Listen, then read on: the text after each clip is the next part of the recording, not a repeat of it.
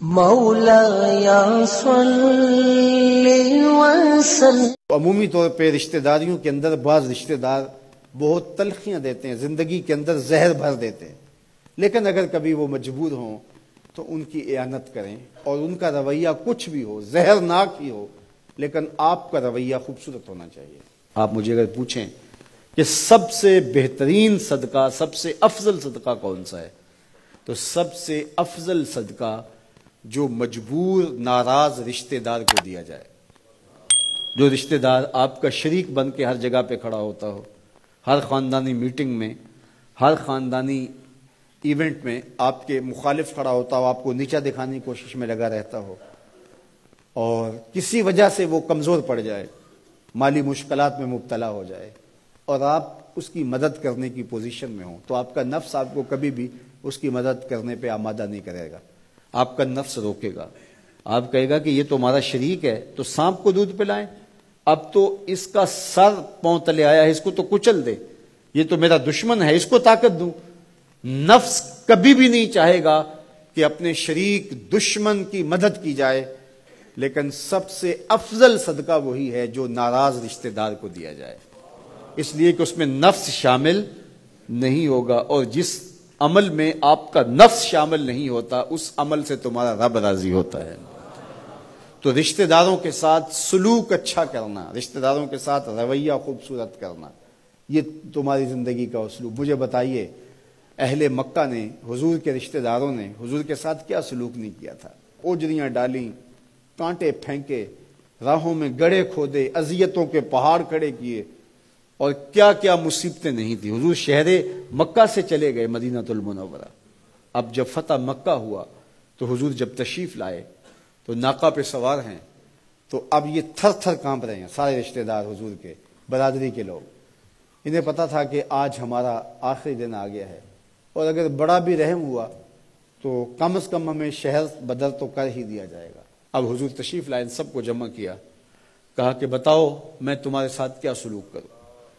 تو انہوں نے کہا کہ آپ کریم باپ کے کریم بیٹے ہیں، ہمیں آپ سے اچھے سلوک کی توقع ہے، اور ان کو توقع یہ تھی کہ ہمیں قتل نہ کیا جائے، شہر سے نکال دیا جائے۔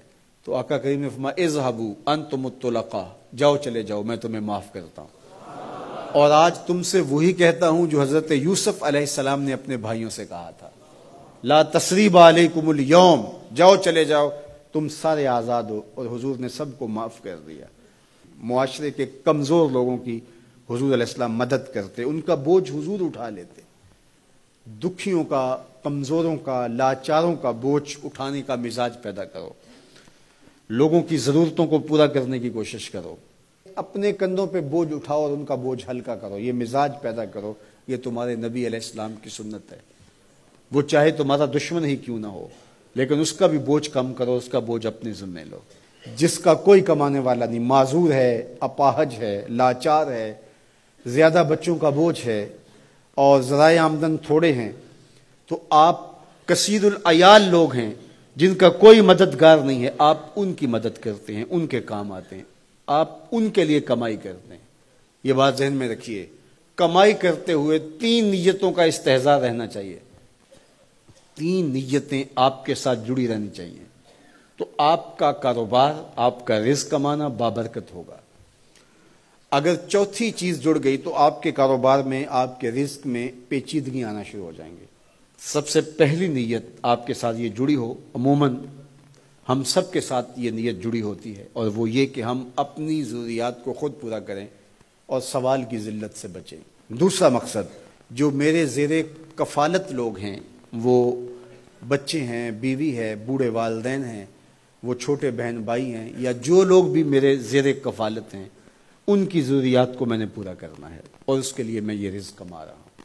تیسرا مقصد ہمارے ساتھ جڑا ہونا چاہیے، اور جب بھی ہم کمائی کر رہے ہیں تو ہمارے ذہن میں یہ بات ہو کہ معاشرے کے وہ لوگ، وہ میری گلی میں ہیں، میرے رشتہ داروں میں ہیں، میرے محلے میں ہیں، یا کہیں اور ہیں، جن کا کوئی کمانے والا نہیں ہے اور مجبور ہیں، میں ان کی مدد کروں گا۔